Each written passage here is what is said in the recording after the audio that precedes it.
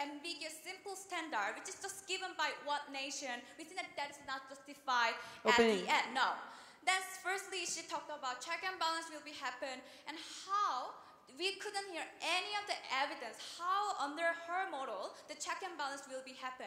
When the one nation just simply define what is the human value and just go in that nation and invade the nation and sweep the nation, how that kind of check and balance will be happen in the status quo. We think that is no problem solution yet. We don't see any of the clarification from the opening government. I'm very sorry for you. For that. So, firstly, I'm going to talk about why we need a general consensus in the first place. And secondly, I'm going to prove you the harms in general.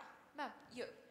I think everybody agrees that what's happening in Syria is abhorrent and it is killing everyone. I think the value of human life is accepted, right? Tell us why exactly people can't go and help, especially since Russia and China are against the sanctions. Yeah, that will be explained in my argument.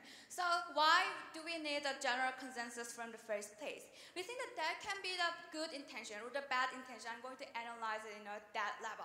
First, we think that we are not talking about just very obvious issue that everyone can agree upon it. Like if the genocide is happening, then we think that other nation will see that genocide is bad, then they will make a consensus quite easily. But secondly, the main issue is that when we cannot be sure whether the oppressive government is actually directly against for the human value in the nation, when the other nation is not quite sure whether there is a clear standard that we can have to invade one nation, that is a very tricky question we have to talk about. When the degree of the dictatorship is not directly linked to the direct human value in the nation, we think that is why we need various other nation opinion, various other people's perspective to approach that idea, whether there is a direct human value, whether that is actually direct harm to the nation, whether that is what that government citizens want to bring the change. That kind of interpretation can be happen with a general consensus with other nations' interpretation at the end. No. And thirdly, the reason why we have very difficult and more complicated process is that because other nations define the human value in a different way. Maybe the China's standard of defining what is the human value violation and between the USA seeing what is the direct violation of the human value really quite different. Then they have to make a consensus because they have to present the clear idea, clear standard when they just invade one nation and disrupt the nation's government structure, etc. We think that is actually nation sovereignty at the end. No. Then secondly, there is a very high possibility that one nation can bring the bad intention to invade the nation. So, for example, even if they in a superficial level, they think about is it actually about human value protection, the purpose can be behind more pursuing the oil, pursuing their own interest. We think that is very changing the characteristic of the invasion. We think that is actually why we need a clear standard. Then secondly, what is the harm? We think that when USA sweep away the Somalia, we think that USA actually, first they swept all the nation, but suddenly they ran out of the money and they just had to go out from that nation. Why? Because every nation is suffered the economic crisis, and when the war or the result of the invention is actually very huge. One nation cannot handle that so simply. Then it is very hard to get another people's consensus at the end because they think this actually result will be goes on to one nation. We think that is not happen. But thirdly, it's very hard to get the agreements of the neighboring nation when the new government is set by the Western nation. This happened in Iraq when the USA just simply go in the nation and set up the government by Western idea.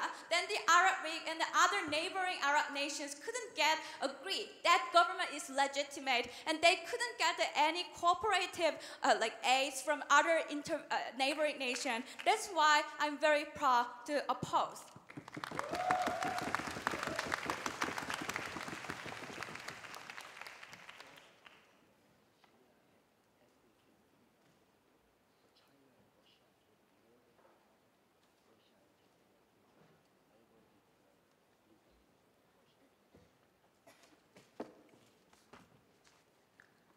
Let's have the Deputy Prime Minister to continue the opening government's case.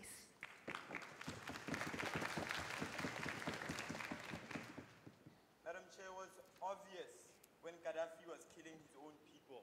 Madam Chair, China blocked NATO from intervening, Madam Chair, and while they blocked them, even though eventually they agreed, people were still dying, Madam Chair. It was obvious when Robert Mugabe was killing his own people in Zimbabwe and China still blocked people from intervening. It's obvious that people are dying in Syria, Madam Chair, but still Russia blocks any action from being taken, Madam Chair, because what we fundamentally tell you in our case is that when it comes to humanitarian intervention, the only agenda should be the humanitarian one, and we believe fundamentally the mechanism of international humanitarian law, international humanitarian intervention is based on the veto process in the Security Council, and we believe the Security Council curbs people who want to take action from taking action, Mrs. Speaker. So we believe fundamentally that's the question they have to ask and tell us, and tell us how exactly are we going to give an opportunity for those people who want to take action, and how are you going to stop the deaths of those people while you're still reaching this consensus, Mr. Speaker. I'm fundamentally going to tell you two things. Sit down.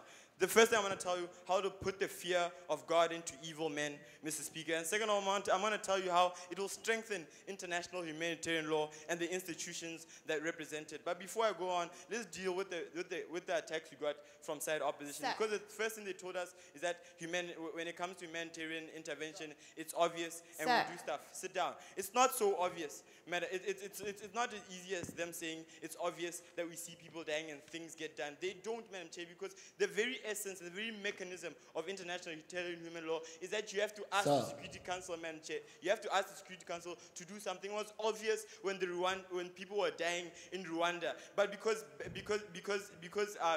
Britain and France refused to intervene, the United States refused to support the action to intervene, Madam Chair. We never got that, and we believe that standing in people's way, in people who want to take action, we believe it's fundamentally flawed and it should be removed because the only agenda should be the humanitarian one. And second of all, Madam Chair, they tried to assert, the only thing they tried to assert and the only benefit of status quo is that it gives a general consensus. We don't necessarily believe that there's a general consensus, Madam Chair, because fundamentally we have two problems with the general consensus. One is that it takes, sit down guys, one is that it takes a lot of time, Madam Chair, and with these humanitarian interventions, while they're taking time, people are dying. While they were still taking time coming to a general consensus, Madam Chair, Gaddafi was bombing his own people with fighter aircraft, Madam Chair. They didn't account for those lives, Madam Chair.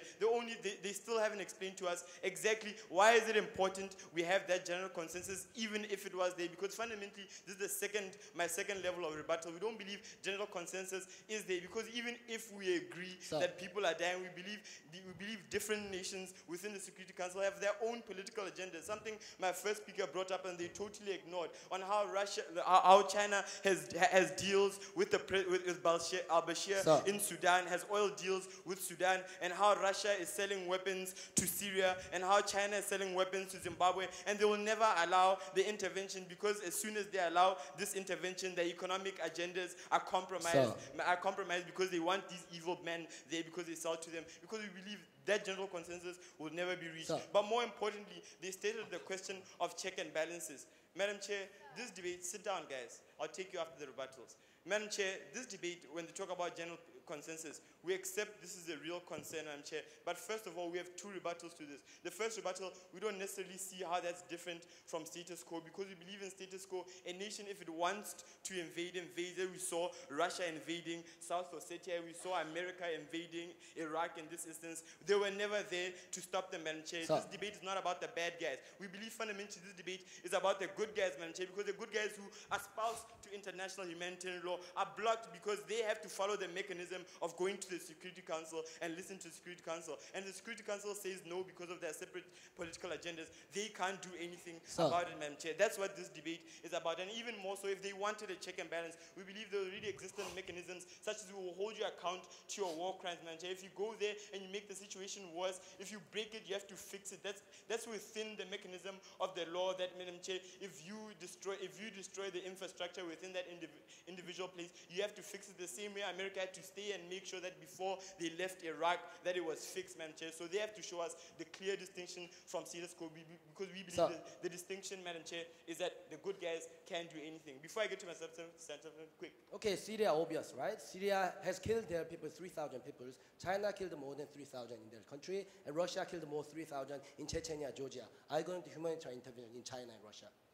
Madam Chair, yes, maybe we may not be able to intervene in China and Russia, Madam Chair, but we can't intervene in situations like Zimbabwe, Madam Chair. We couldn't intervene in situations like Rwanda, Madam Chair. Could they please tell us how we're going to circumvent this process where we have to listen to different political agendas, where the humanitarian agenda is superseded by the differing agendas of different individuals, Madam Chair, where the good guy who wants to do something is stopped from doing something. Because here's the inherent harm that we believe. Because we believe, Madam Chair, we'll put the fear of God into evil men, Madam Chair, because if Mohammed Gaddafi and on al-Assad in this instance knows that America has the power to intervene and they have the intent and they want to, Madam Chair, and they don't have to go through the process, and Syria doesn't have the protection of Russia in the Security Council, Madam Chair, then they know that action will be taken against them. But right now, evil leaders know that all they have to do to get away from humanitarian intervention is make a few powerful friends in the UN, Mr. Speaker. Make sure they have a few economic interests with people who control